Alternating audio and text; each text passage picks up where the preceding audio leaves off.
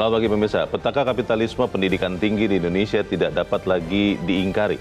Uang kuliah tunggal atau disingkat UKT yang ditetapkan oleh sejumlah perguruan tinggi negeri berbadan hukum sangatlah mahal, bahkan melebihi uang kuliah di perguruan tinggi swasta atau PTS. Banyak calon mahasiswa baru malah patah arang setelah lolos, bahkan kemudian menjadi batal kuliah. Fenomena uang kuliah selangit menjadi bukti nyata ada kelemahan besar dalam PTNBH di dalam negeri, terutama soal pengawasan. Pemirsa, inilah editorial Media Indonesia edisi hari ini Kamis 13 Juli 2023 dengan tema Petaka Kapitalisme PTNBH bersama saya Leonard Samosir, dan Anda semua para pemirsa nanti bisa ikut menyatakan pendapat Anda juga dengan menelepon nomor telepon 021 583 99 100. Dan pemirsa, pagi ini telah hadir bersama saya anggota Dewan Redaksi Media Group Jaka Budi Santosa. Mas Jaka, selamat pagi. Selamat pagi Bang Leo. Sehat-sehat Mas? Sehat. Kita akan bicara soal PTN ini ya. Yang banyak membuat calon mahasiswa baru kaget. Tapi sebelumnya kita lihat dulu pemirsa, ada beberapa berita yang diperhatikan oleh Media Indonesia untuk pagi ini. Yang pertama adalah headline Media Indonesia untuk pagi ini, Mas Jaka. Ini di dalam acara peringatan ulang tahun Koperasi kemarin, pujian untuk Ganjar berbuah kritik. Ini maksudnya kenapa kemudian orang dipuji lalu malah menjadi kritik untuk orang itu, Mas Jaka?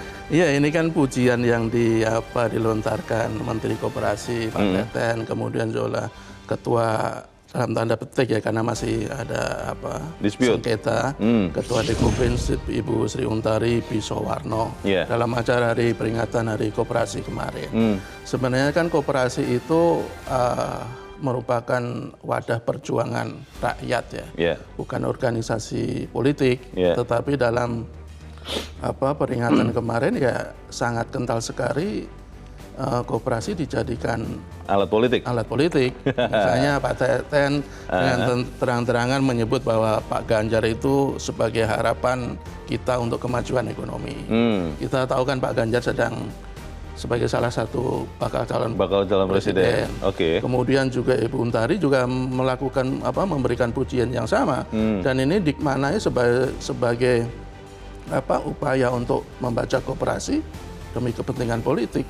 Koperasi betul boleh politik, tapi harusnya kan politik kebangsaan, politik untuk mensejahterakan rakyat tanpa ada sekat-sekat, bukan politik partisan, apalagi politik elektoral. Kalau demikian halnya ya kita khawatir nanti semua institusi atau para pejabat negara yang sedang menjabat, yang sedang berkuasa menggunakan kewenangannya, menggunakan institusinya untuk politik partisan, politik elektoral ya. Kalau begini ya saya pikir akan semakin brutal situasi demokrasi di negara kita. Ini kita perlu kritik, perlu ingatkan juga kepada para penyelenggara negara. Ini peringatan yang jelas supaya kemudian pemilu 2024 tidak menjadi ada ketidakadilan di situ ya, Mas Jaka ya. Betul.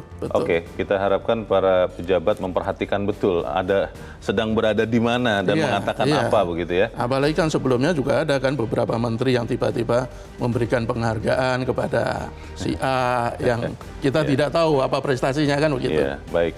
Kita percaya bahwa para pejabat yang ada sekarang masih menjadi negarawan. Masih nggak ya? Kita lihat nanti ke depan. Kita ke berita selanjutnya pemirsa di halaman 2. Ini terkait dengan perubahan jadwal ini, Mas Jaka. Jadwal terkait dengan pemilu. KPU dinilai cederai kepastian hukum. Ini kenapa dikatakan begini nih, Mas Jaka?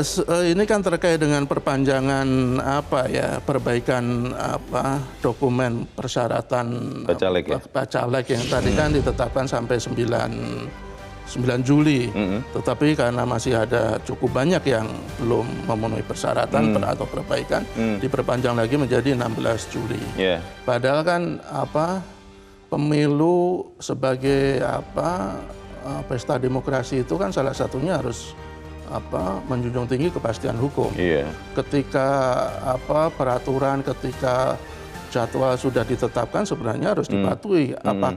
Apakah para peserta atau calon peserta tidak bisa memenuhi persyaratan itu ya risiko mereka sebenarnya. Tidak dengan serta-merta, apalagi banyak juga dikritik tidak akuntabel, diduga syarat pelanggaran, dan tiba-tiba merombak, dibongkar pasang peraturan-peraturan seperti itu. Kita ingatkan KPU harus betul-betul patuh pada apa yang mereka buat. Mereka kan membuat peraturan, membuat jadwal-jadwal itu sudah berdasarkan kajian, berdasarkan pertimbangan-pertimbangan yang mereka sendiri pasti tahu konsekuensinya. Dan konsekuensi bagi para peserta juga harus dipatuhi. Jadi tidak boleh setar-merta dibongkar pasang yang justru membuat KPU itu tidak kurang berwibawa jadinya. Kredibilitasnya jadi bisa terganggu. Lalu kemudian kepastian untuk semua ya, bukan hanya untuk partai politik atau bakal calon anggota legislatif, tapi untuk rakyat Indonesia. Jangan-jangan kalau ini dibiarkan terus, Mas Jaka, nanti pemilu juga bergeser juga loh. Siapa tahu ya, semoga tidak. Semoga tidak lah. Karena ini presiden, kita harapkan berhenti di sini, mengganti-ganti jadwal. Kita tinggalkan berita itu, kita ke halaman 3. Ini terkait dengan pemilu 2024, dikatakan ini di berita ini, Mas Jaka, tidak ada pengumuman cawapres di apel siaga. Ini apel siaga Partai Nasdem yang rencananya 16 Juli. Memang kan tadi sempat disebut ya bahwa di situ akan diumumkan, katanya begitu. Ini bagaimana Mas Jaka? Ya, ini kan apel siaga perubahan ya. Nanti di Gelora Bung Karno, Stadion Utama Gelora Bung Karno 16 Juli sebagai acara internal Nasdem. Ya tentu saja tujuannya untuk mengkonsolidasikan kader-kader partai menjelang kontestasi pemilu. Dan banyak yang berharap di momen itu diumumkan cawapresnya Pak Anies. Cuman kan partai-partai politik ini termasuk Nasdem dan Koalisi Perubahan ya punya pertimbangan sendiri, terutama kan mereka punya hitung-hitungan untuk mengumumkan kapan cawapresnya. Dan sebenarnya lebih cepat lebih baik, tetapi juga tuntutan agar segera mengumumkan cawapres itu tidak boleh hanya ditujukan ke salah satu koalisi, tetapi juga harus koalisi-koalisi lain yang sudah mulai terbentuk kan. Kan selama ini kan kesannya yang diminta segera mengumumkan itu kan KPP ya, sementara koalisi lain kok sepertinya adem aja. Jadi ini kalau mau cepat ya harusnya semuanya cepat. Jadi masyarakat diuntungkan bisa punya lebih banyak waktu untuk menimbang-nimbang calon-calon yang bakal mereka pilih di Pilpres nanti. Baik, kita tunggu saja nanti pada waktunya semua koalisi ya. Karena biasanya ada satu koalisi itu yang suka last second itu, very mendadak, mepet sekali. Tapi kita ikuti nanti perkembangannya. Kita ke editorial, pemirsa, pada pagi ini diberi judul Petaka Kapitalisme PTNBH. PTNBH adalah perguruan tinggi negeri berbadan hukum. Kenapa dikatakan ada petaka kapitalisme nih, Mas Jaka? Ya, ketika negara ini menjadikan perguruan tinggi negeri punya otonomi, itu kan sebenarnya diharapkan mereka bisa menghidupi dirinya sendiri, tidak terlalu bergantung pada subsidi negara, tapi dengan cara yang tidak memberatkan masyarakat, tidak memberatkan calon mahasiswa.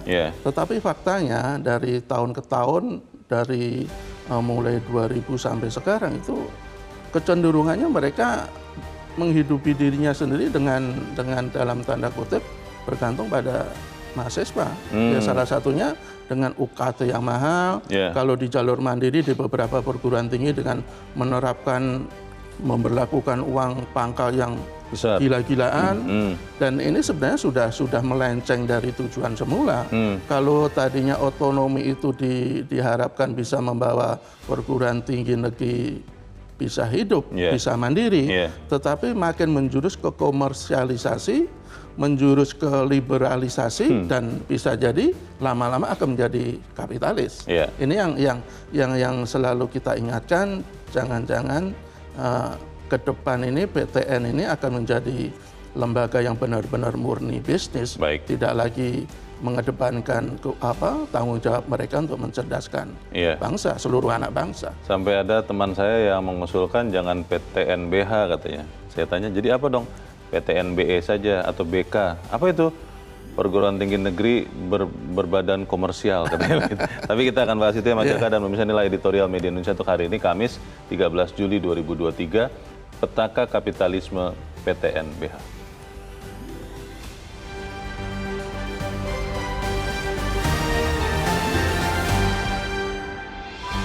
Petaka Kapitalisme PTNBH.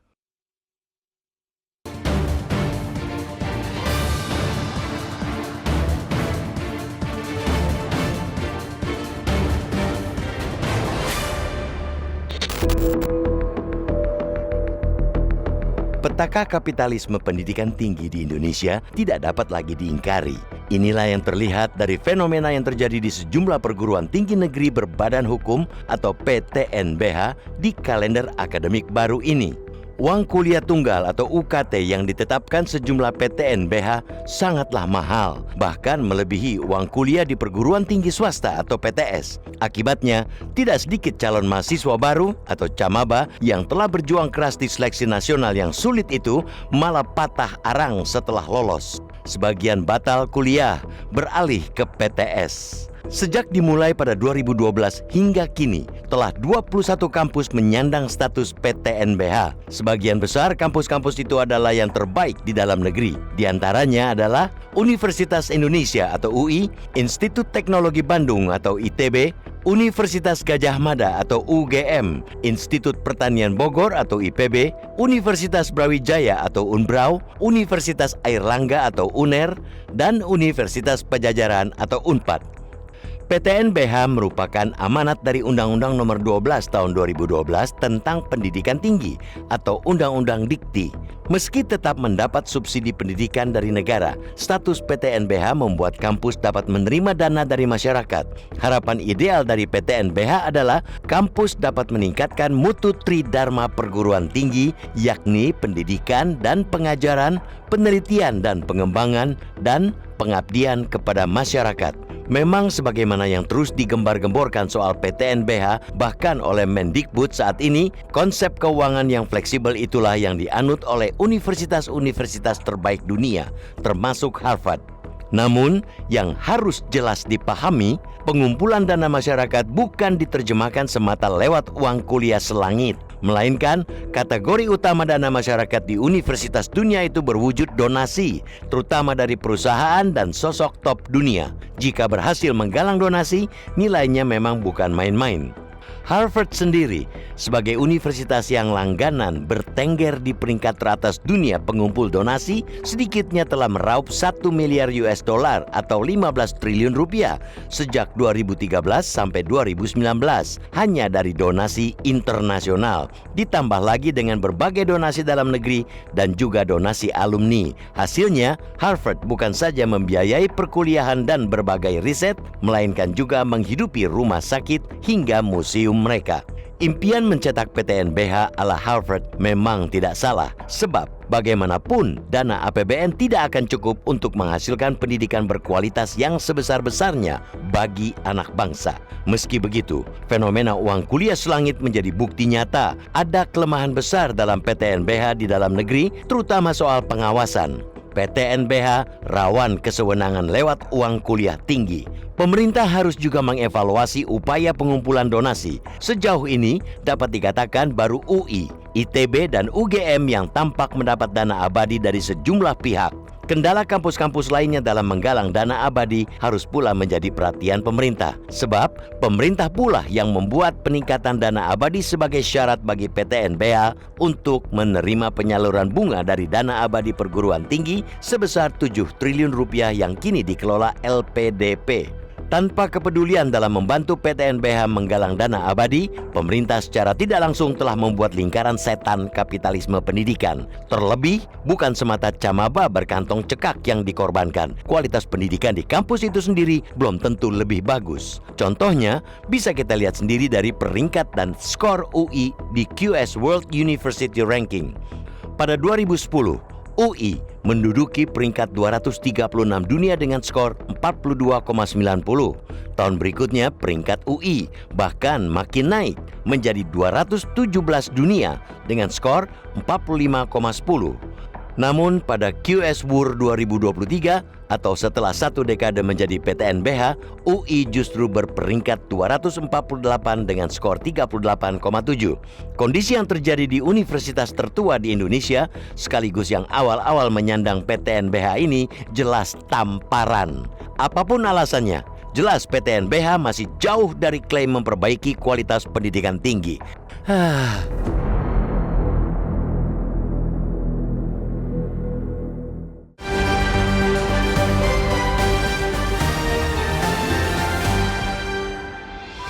Di bagian berikut Anda bisa ikut menyatakan pendapat Anda terkait editorial pagi ini, pemirsa. Untuk saat ini tetaplah bersama kami.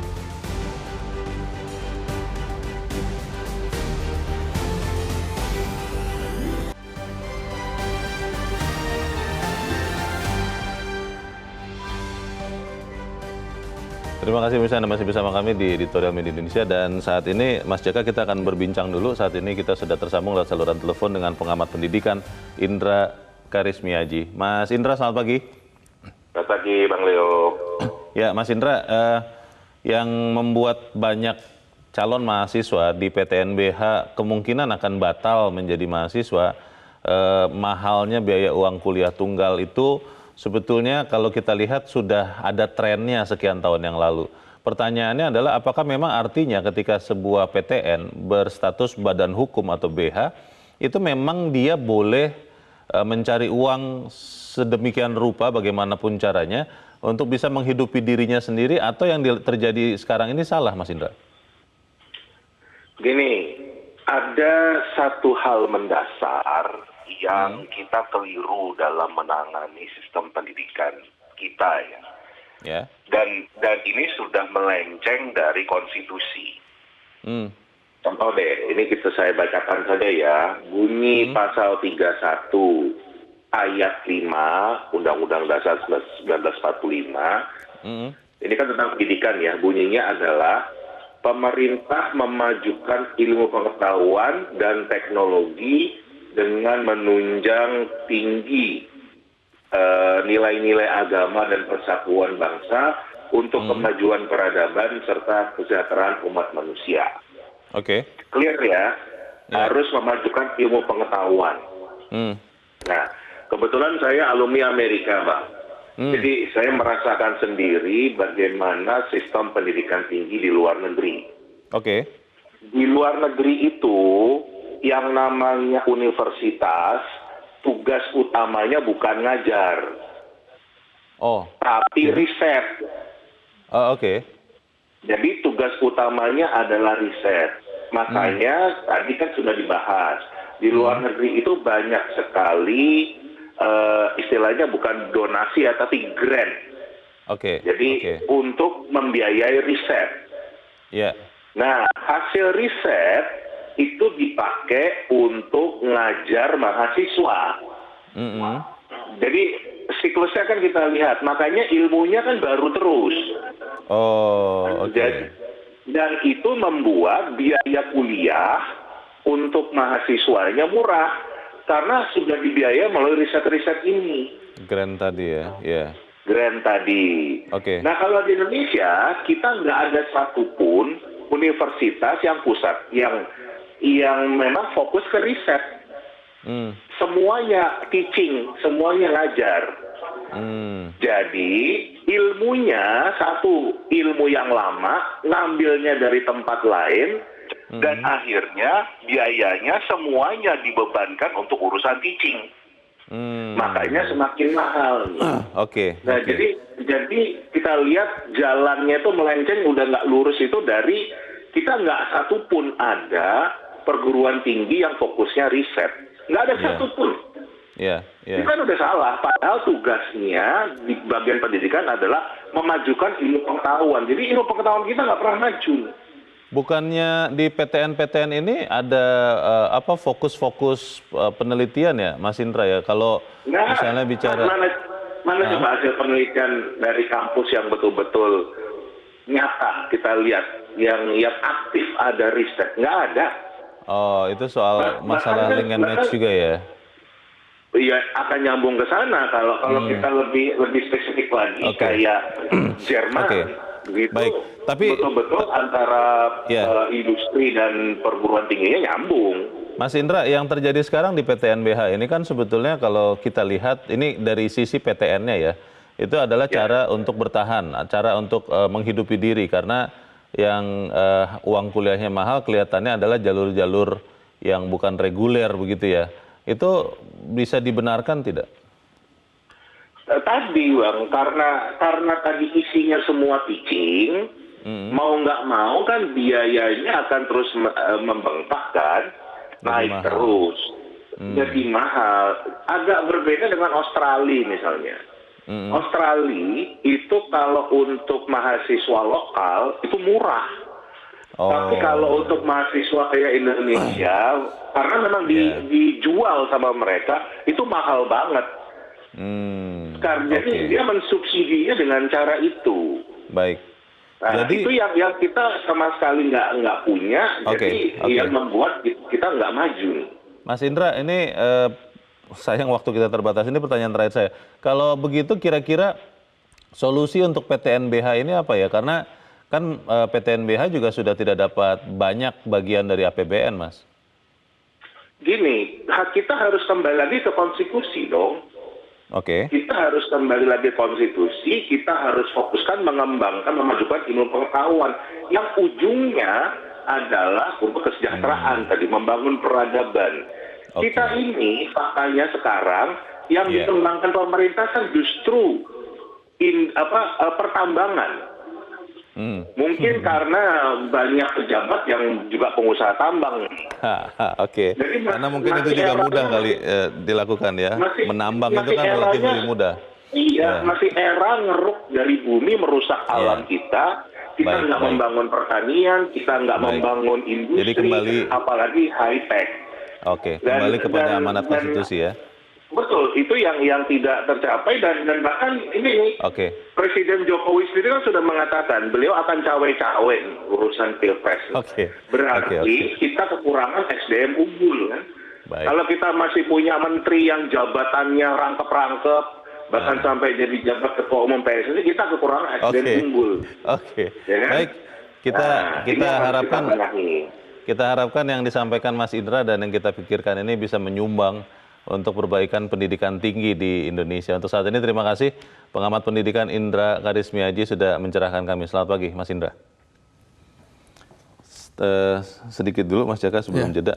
Kalau yang diusulkan Mas Indra itu dilakukan, apakah memang kemudian kualitas penelitian kita itu benar-benar sebegitu bagusnya sehingga bisa menarik uang untuk membiayai proses pendidikan di PTNBH ini? Ya kan tujuan awal otonomi kampus kan seperti itu kan. Artinya kampus diharapkan bisa membiayai dirinya sendiri dengan cara-cara yang tidak melulu menarik uang dari masyarakat. Mereka kampus itu kan punya keunggulan dalam bidang seharusnya idealnya ya. Itu punya kelebihan keunggulan dalam bidang riset, dalam bidang inovasi. Itulah sebenarnya bisa dioptimalkan untuk mendapatkan uang dengan berbagai cara. Misalnya dengan bekerja sama dengan perusahaan misalnya, dengan industri, atau dengan industri, atau tadi dengan sehingga bisa mendapatkan donasi. Kalau di editorial kita memberikan contoh kayak Harvard.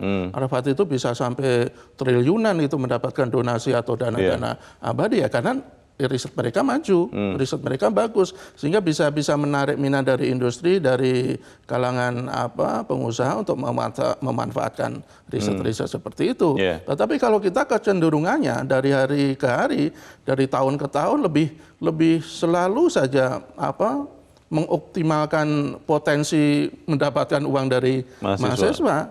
Kalau kita lihat UKT untuk perguruan tinggi negeri itu kan semakin hari semakin mahal. Malah kemarin ada beberapa mahasiswa yang diberitakan kayak di Surabaya misalnya dia memilih universitas swasta. Karena lebih murah. Karena lebih murah. Biaya kuliah. Iya, padahal swasta. Kan dia diterima di salah satu PTN negeri di Surabaya. Dia diminta sekitar 9 juta. Padahal dia nggak mampu. Akhirnya dia minta keringanan juga nggak dikasih. Akhirnya dia pindah ke swasta dengan jurusan yang sama. Uang kuliahnya cuma sekitar 6 juta. Ada juga yang dari di UI misalnya diberitakan. Dia masuk berdasarkan jalur prestasi. diminta UKT 15 juta. Padahal penghasilan orang tuanya itu hanya sekitar 7 juta. Di UI ya? Betul, masih untuk menghidupi untuk kebutuhan yang lain. Ya, dia minta berusaha minta keringanan, cuman akhirnya 12,5 juta. Sedikit. Jadi kesannya perguruan tinggi negeri itu hanya untuk orang-orang yang mampu. Dan batas sebenarnya kan di Undang-Undang Sisdina juga disebutkan 20% harus dialokasikan untuk untuk keluarga yang miskin. Tetapi patokannya apa? Keluarga miskin hanya katanya penghasilannya maksimal 4 juta sebulan. Apakah yang kita bicarakan ini juga bisa menyumbangkan untuk perbaikan? Kita bahas lagi nanti di bagian berikut. Mas Jaka, pemirsa tetap bersama kami. Editorial Media Indonesia kembali seusai Headline News pukul 7 waktu Indonesia Barat.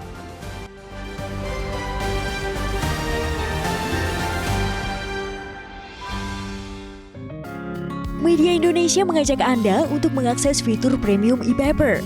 Dengan sajian konten berbasis intelektual dan meneguhkan kebangsaan, Media Indonesia tampil dengan lebih dinamis melalui e-paper Media Indonesia yang dapat Anda akses kapan saja, di mana saja. Caranya mudah, download aplikasi Media Indonesia di Android atau ketik link e-paper.mediaindonesia.com atau bisa scan QR Code pada layar kaca Anda. Klik tab e-paper di bagian samping layar tablet Anda, daftarkan data diri, serta pilih paket berlangganan e-paper Media Indonesia sesuai dengan kebutuhan Anda. Nikmati juga bonus spesial tambahan 4 halaman rubrik fokus setiap hari. Semua bisa Anda dapatkan hanya di e-paper Media Indonesia. Untuk informasi lebih lanjut, hubungi customer service di nomor 0811 1201 2018 atau kunjungi media sosial @mediaindonesia. Media Indonesia, referensi bangsa. Terima kasih pemirsa, Anda masih bersama kami di Editorial Media Indonesia, dan sekarang waktunya kita, Mas Jaka, untuk juga mendengarkan pendapat dari pemirsa Metro TV. Saat ini kita sudah terhubung dengan pemirsa Metro TV di Curup Bengkulu, ada Pak Edward. Pak Edward, selamat pagi. Selamat pagi Metro TV. Selamat pagi Pak, silakan Pak. Selamat pagi Bung Lana dan selamat pagi Bung Jaka. Jadi begini, ini kebijaksanaan yang diambil pada tahun 2012 itu melihat kebijakan yang ada di Universitas Luar Negeri.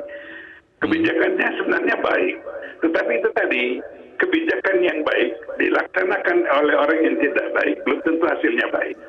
Ini salah satu contohnya. Yang kedua, saya ingin katakan, ini kita akan mengalami bonus demografi pada tahun 2045. Berarti anak-anak yang lahir sekarang, ini harus orang-orang yang cerdas, orang-orang yang berpendidikan, orang-orang yang berkualitas.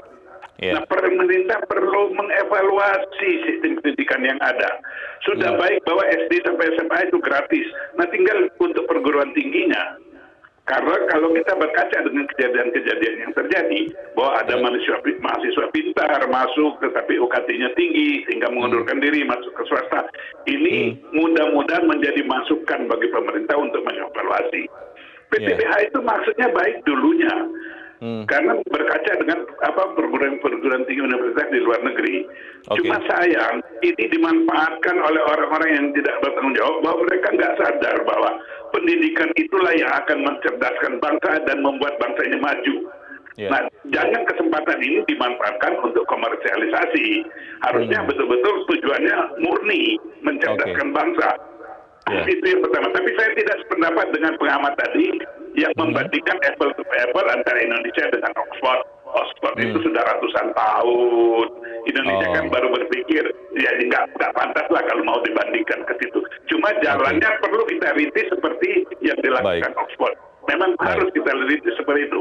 Kita penelitian yang paling penting yang kita manfaatkan dengan memanfaatkan fasilitas-fasilitas yang ada pada universitas sekarang. Sehingga bisa bekerja sama dengan perusahaan-perusahaan menghasilkan dana dari masyarakat di luar UKT. Itu yang kita harapkan. Baik. Ada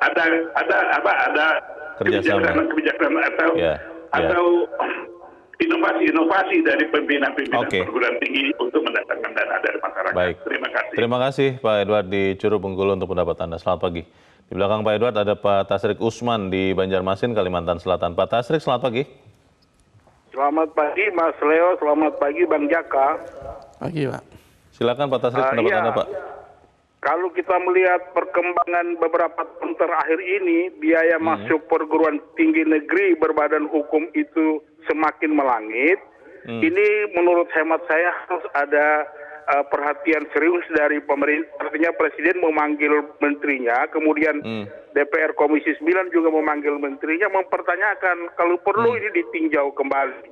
Memang kita ketahui bahwa APBN kita itu 20% untuk pendidikan. Nah, sehingga perguruan tinggi negeri tidak sama dengan swasta dong. Kalau swasta kan dia lebih banyak membiayai dirinya sendiri. Memang di dalam PTN itu dimungkinkan di samping APBN mereka juga bisa mencari dana dari masyarakat, tapi sebaiknya mengembangkan riset, bekerja sama dengan perusahaan-perusahaan supaya mendatangkan, jangan dibebankan pada orang tua dong. Kalau orang tua itu kan penghasilannya atau kemampuannya berbeda-beda. Bagaimana kalau anak itu pintar tapi orang tuanya kurang mampu, akhirnya tidak bisa berkuliah di PTN. Jadi ini menurut hemat saya, yang hal-hal seperti ini yang perlu ada cawe-cawenya Presiden. Jangan di politik terus. Terima kasih. Cawe-cawe. Terima kasih Pak Tasrik Usman di Banjarmasin, Kalimantan Selatan. Selamat pagi. Di belakang Pak Tasrik ada Pak Sukarwan di Temanggung, Jawa Tengah. Pak Sukarwan, selamat pagi. Ya, selamat pagi Bang Leo, selamat pagi Metro TV. Selamat pagi, silakan Pak Sukarwan, pendapat Anda Pak. Begini Bang, saya memang prihatin melihat perkembangan perguruan tinggi negeri berbadan hukum akhir-akhir ini ya. Satu, jelas semakin mahal. Mahasiswa semakin mengeluh. Yang kedua, juga pendidikan di Indonesia itu saya amati malah tidak maju, malah mundur. Dulu saya kuliah tahun 83 di Perintis 1 itu banyak mahasiswa Malaysia pada kuliah bersama saya. Sekarang malah kebalikan ke luar negeri. Yang ketiga, perguruan tinggi negeri berbadan hukum itu kalau yang dulu zaman saya tahun 80-an itu kan Perintis 1. Kalau diurut dari barat ada 10. USU Sumatera Utara, UI, ITB Bandung, IPB Bogor, Undip Diponegoro, UGM Gadjah Mada, Unbro Malang, ITS Surabaya, UNER Surabaya, Cendrawasih, Jayapura. Ada 10 perguruan tinggi negeri yang masuk Perintis 1 yang sekarang beberapa masuk perguruan tinggi negeri berbadan hukum. Yang keempat, sejak IKIP Institut Keguruan Ilmu Pendidikan itu melebur jadi universitas, ini malah semakin amburadul. Yang terakhir Bang, saya masih prihatin sekali seperti Gadjah Mada, Undip, IPB Bogor, ITB, UI, itu kan universitas atau institut definisinya kan menerima mahasiswa skala S1, strata 1 atau minimal sarjana. Lah kok masih ngerampok hak-hak akademi dengan alasan sekolah lokasi apa vokasi yang program D1, D2, D3 direkrut di UGM. Lah orang tentu saja ini kan merampas pangsa pasarnya akademi. Baik. Ini harus dirombak, Menteri Pendidikannya harus tahu betul ini.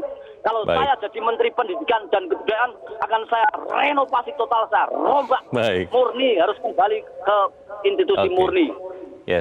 Terima kasih Pak Sukarwan di Temanggung, Jawa Tengah untuk pendapat Anda. Selamat pagi.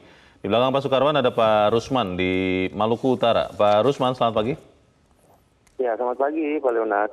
Ya, selamat pagi. Silakan Pak Rusman, pendapat Anda Pak, singkat padat saja. Dan seluruh rakyat Indonesia di mana saja berada. Ini kaitan dengan persoalan polemik biaya pendidikan di perguruan tinggi negeri sekarang ya. Saya ambil contoh dulu, mohon maaf saya sebelum menjabarkan sedikit, saya ambil contoh sedikit. Saya pernah kuliah di Trisakti. Dalam semesteran kita 3 juta dan semua segala hal, segala sesuatu, persoalan buku, persoalan fasilitas lainnya kita dibiayai dengan uang itu.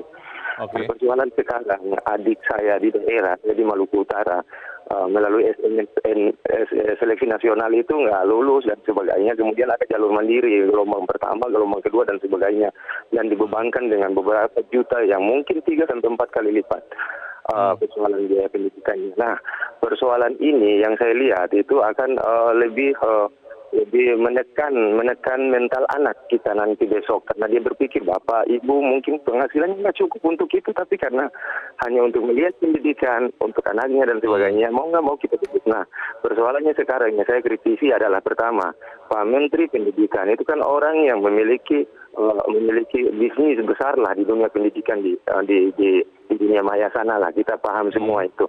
Nah, maksud saya Pak Menteri jangan samakan persoalan pendidikan dengan bisnis murni, jangan Pak. Itu harapan saya. Harapan yang paling utama adalah mantan Menteri Pendidikan dong jadi presiden untuk memperbaiki dan mencerdaskan kehidupan bangsa deh, Pak Anies Baswedan. Baik. Ya, mungkin harapan saya itu paling besar ya, mohon maaf. Cuman itu saya orang miskin, dan itu pendapat saya. Terima kasih. Terima kasih. Selamat pagi Pak Rusman di Maluku Utara. Menarik ini yang dikatakan Pak Rusman ini, Mas Jaka. Apakah memang benar ya ada dampak dari latar belakang menteri begitu sampai dikatakan pendidikan itu jangan disamakan dengan bisnis katanya begitu. Bagaimana Mas Jaka? Iya sebenarnya nggak juga lah ya karena kan terjadi ini kan sudah dari sebelum Menteri Nadiem. Ya, jauh sebelum. Cuman bahwa ada kecenderungan PTN berbadan hukum ini lebih komersial ya. Iya kita harus kita akui. Salah satunya begini umpamanya bahkan regulasi yang dibuat pun juga mengarah ke sana. Sekarang misalnya kalau untuk porsi penerimaan mahasiswa baru misalnya, dulu kan untuk jalur mandiri itu kan maksimal 30%. Sekarang dibolehkan maksimal 50%. Dan kita tahu kalau jalur mandiri itu di banyak PTN itu kan uang pangkalnya juga tidak sedikit loh. Lebih mahal? Oh, jauh lebih mahal. Daripada yang reguler? Daripada reguler. Bahkan saya pernah baca itu katanya ada yang sampai ratusan juta. Bahkan ada yang miliar katanya lewat jalan belakang. Sebenarnya kalau mau itu kan sebenarnya perguruan tinggi itu harus memberikan porsi yang jauh lebih banyak untuk mahasiswa yang lewat jalur tes. Bukan yang jalur mandiri. Kalau jalur tes itu kan meskipun juga UKT-nya agak mahal, tetapi kan tidak perlu pakai uang pangkal. Betul bahwa beberapa perguruan tinggi yang kayak UI, UGM itu jalur mandiri mereka tidak pakai uang pangkal, tapi sebagian besar menerapkan kebijakan itu. Dan siapa yang bisa memanfaatkan jalur itu yang pasti pertama mungkin pintar, tapi yang tidak kalah penting dia punya uang. Kaya. Kalau mereka sekedar pintar belum tentu dia bisa masuk untuk jalur mandiri yang porsinya justru begitu banyak. Ya seperti tadi kita sebutkan untuk jalur prestasi saja misalnya, mereka harus membayar UKT 15 juta itu sudah banyak yang menjerit. Dan kemarin kan ratusan itu calon mahasiswa UI yang mengadu ke BEM karena begitu mahal UKT-nya. Jadi ini sebuah fakta yang tidak boleh kita sangkal bahwa perguruan tinggi itu semakin mengarah ke komersialisasi dan itu harus kita hentikan. Kalau tadi beberapa penelpon juga minta agar pemerintah itu segera turun tangan, ya kita sangat sepakat. Kalau dulu Pak Jokowi cawe-cawe, inilah ya cawe-cawe yang diharapkan oleh masyarakat, bukan cawe-cawe dalam politik kan. Jadi kita kembalikan saja ke dasar konstitusi kita. Kalau tadi Pak Indra menyebut pasal 31, kalau kita mungkin bisa juga lebih ke pembukaan di alinea 4 misalnya. Tugas kewajiban negara itu kan mencerdaskan kehidupan bangsa. Mencerdaskan kehidupan bangsa itu salah satunya dan yang paling umum itu adalah memberikan pendidikan yang berkualitas dan terjangkau, bukan berkualitas tapi mahal. Kalau berkualitas dan terjangkau itu bisa dinikmati oleh semua anak bangsa yang pintar, yang punya otak encer. Tetapi kalau berkualitas tetapi mahal, mereka hanya bisa dinikmati oleh orang-orang yang punya uang dan tidak semua anak bangsa kita punya uang. Padahal kan justru sebenarnya di tingkat perguruan tinggi inilah bisa menaikkan taraf hidup orang ya. Ketika anak-anak yang pintar sekali tapi uangnya tidak ada, itulah negara harus masuk di situ. Tadi ada pemikiran dari Pak Edward dan Pak Tasrik yang sama ya, bahwa memang perguruan tinggi untuk mencari uangnya, menghidupi dirinya, itu harusnya lebih banyak dengan riset, bekerja sama dengan industri, dengan perusahaan-perusahaan yang memang membutuhkan hasil penelitian mereka. Ini kan sebenarnya sudah mulai dilakukan, tapi kenapa kelihatannya belum masif ya? Sepertinya kalau saya lihat perguruan tinggi itu lebih cenderung cari gampangnya saja. Kalau mereka bisa mendapatkan uang dari calon mahasiswa kan tidak perlu terlalu repot. Itu padahal usahanya lebih ringan ya daripada padahal ini cara-cara yang salah. Kalau soal inovasi dan riset Dan harus kita akui juga tidak semua perguruan tinggi yang punya kemampuan soal itu. Dan inilah harus ada campur tangan negara, campur tangan dalam arti betul-betul yang berpihak ke masyarakat, bukan berpihak ke perguruan tinggi semata. Kalau kita lihat kan perguruan tinggi itu kan selalu aja ada alasan kan, karena katanya sudah ada formulanya untuk penetapan UKT misalnya. Tetapi kan itu banyak dipersoalkan. Pertama tidak transparan, juga patokannya itu juga tidak terlalu berpihak pada anak-anak orang-orang yang tidak terlalu berpunya. Seperti tadi misalnya ada yang penghasilan 7 juta. Kalau 7 juta hidup di Jakarta dia punya kewajiban lain itu kan tidak terlalu besar sebenarnya. Tidak cukup itu. Tidak cukup. Apalagi kalau kita menilik dari Undang-Undang Sisdiknas misalnya, kuota 20% itu diberikan kepada masyarakat yang penghasilannya di bawah 4 juta. Di bawah 4 juta kalau kita lihat sekarang taraf hidup masyarakat kita sekarang itu kan sangat minim. Dan itu penghasilan 5 juta, 6 juta itu kan belum bisa kita katakan mampu. Dia masih rentan miskin bahkan. Mas Jaka, dengan konstitusi yang mengharuskan siapapun yang memerintah itu mencerdaskan kehidupan bangsa, dengan APBN yang 20%, seperlimanya sudah untuk pendidikan, tapi ternyata masalah di perguruan tinggi, pendidikan tinggi ini tidak selesai. Siapa yang kemudian harus menyelesaikan masalah ini? Karena kalau tidak, ya nanti jangan-jangan mahasiswa atau keluarganya akan berpikir, oh memang pendidikan tinggi hanya untuk orang kaya. Kita akan bahas di bagian berikut, pemirsa tetap bersama kami, Editorial Media Indonesia. Segera kembali.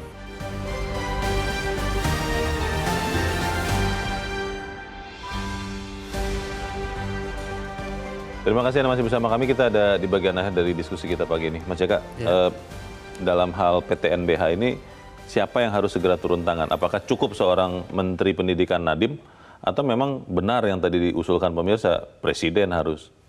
Ya, kalau kita lihat perkembangannya kan semakin banyak yang mengkritik ya sistem yang berlaku sekarang ini. Jadi saya pikir ini tidak bisa kita anggap sepele. Kalau dulu mungkin orang pada mengeluh, calon mahasiswa cuma mengeluh dalam hati. Kalau sekarang sudah banyak berani bersuara banyak bersuara, terang-terangan. Ratusan di mahasiswa UI itu bukan tidak main-main, dan saya yakin tidak hanya di UI, di perguruan tinggi yang lain juga pasti banyak yang mengeluhkan hal yang sama. Jadi pertama mungkin harus ditinjau apakah regulasi-regulasi atau ketentuan-ketentuan hukum yang membolehkan PTN berbadan hukum itu betul-betul komersial, apakah perlu dilanjutkan atau tidak. Saya pikir itu harus segera dilakukan. Kalau memang itu sudah benar, hanya perlu pembenahan, ya lakukan segera. Mungkin pengawasan yang perlu diperketat, ya lakukan. Yang intinya jangan biarkan perguruan tinggi negeri itu betul-betul bebas untuk mendanai dirinya sendiri dengan memberatkan masyarakat. Bebas mengeruk uang orang begitu ya. Jangan lagi mereka menjadi institusi bisnis. Mereka adalah institusi pendidikan yang tugasnya adalah mencerdaskan bangsa, seluruh anak bangsa, tidak hanya untuk anak bangsa yang kaya, tetapi juga anak bangsa yang miskin-miskin tapi punya kemampuan yang bagus. Dan kedua, apakah kita tidak berpikir ulang untuk kembali? Ini lagi-lagi nanti antara ayam dan telur ya. Kan kalau kita lihat di sebelah negara Eropa misalnya, mereka betul-betul negara itu betul-betul menjalankan kewajibannya untuk memberikan pendidikan yang terbaik dan murah. Kalau di Norwegia itu gratis, Finlandia itu gratis, Jerman itu sebagian juga gratis. Kalau toh bayar juga tidak terlalu mahal. Gratis itu artinya pemerintah memberikan uang lebih banyak. Betul. Dan kalau dilihat dari sisi komersial sebenarnya pemerintahnya rugi. Tapi bukan itu yang dipikirkan. Betul, karena mereka betul-betul menyadari bahwa pendidikan itu adalah hal yang tidak boleh diurus secara main-main dan tidak boleh dikomersialkan sebetulnya. Bagaimana kalau pendidikan dikomersialkan, ya lagi-lagi kan bukan mereka yang pintar yang punya kesempatan untuk menikmati, hanya yang kaya. Tapi kalau negara kembali hadir, karena waktu zaman Orde Baru itu negara betul-betul hadir. Saya kuliah waktu itu 86, satu semester itu saya bayar kalau tidak ya 110.000, Dan setiap bulan saya mendapatkan beasiswa dari Super Semar. Jadi betul bahwa kita tidak mungkin memberikan subsidi sebanyak seperti yang dilakukan waktu Orde Baru. Tetapi jangan terus membiarkan atau membuka seluas-luasnya bagi perguruan tinggi berbadan hukum untuk mengeruk uang sebanyak-banyaknya dari masyarakat. Kalau proses yang sedang berjalan ini tidak ada langkah nyata untuk mengubahnya, bagaimana nih Mas? Ya, saya pikir ke depan akan semakin banyak mahasiswa baru yang tidak punya kesempatan kuliah di perguruan tinggi negeri, meskipun mereka otaknya encer, meskipun mereka pintar, tetapi tidak punya uang. Kalau tadi disebut katanya ada formula-formula bagi penghitungan UKT itu. Penghitungan UKT, tetapi faktanya kan sampai sekarang kan tidak terlalu transparan. Tidak terbuka ya. Tidak terbuka dan patokan-patokannya juga masih bias kan. Kalau tadi kita sebutkan penghasilan 7 juta, apakah iya dia harus membayar 15 juta? Apakah tidak dipertimbangkan dengan kebutuhan-kebutuhan lain? Saya pikir hal-hal seperti itu harus betul-betul diperhatikan. Saya percaya bahwa setelah kita bicara ini akan ada langkah perubahan nyata. Mudah-mudahan. Supaya kemudian negara ternyata memang masih benar-benar hadir. Masih cawe-cawe dalam tugas pendidikan. Mas Jaka, terima kasih sudah hadir di tempat ini. Selamat pagi Mas. Pagi. Pemirsa, tanpa kepedulian dalam membantu PTN berbadan hukum menggalang dana abadi, pemerintah secara tidak langsung telah membuat lingkaran setan kapitalisme pendidikan. Terlebih bukan semata calon mahasiswa baru berkantong cekak yang dikorbankan. Kualitas pendidikan di kampus belum tentu lebih bagus. Apapun alasannya, jelas PTN berbadan hukum masih jauh dari klaim memperbaiki kualitas pendidikan tinggi. Saya Leonard Samosir berterima kasih Anda sudah menyimak editorial Media Indonesia untuk pagi ini. Terus jaga kesehatan Anda, terus jaga nurani Anda. Selamat pagi, sampai jumpa.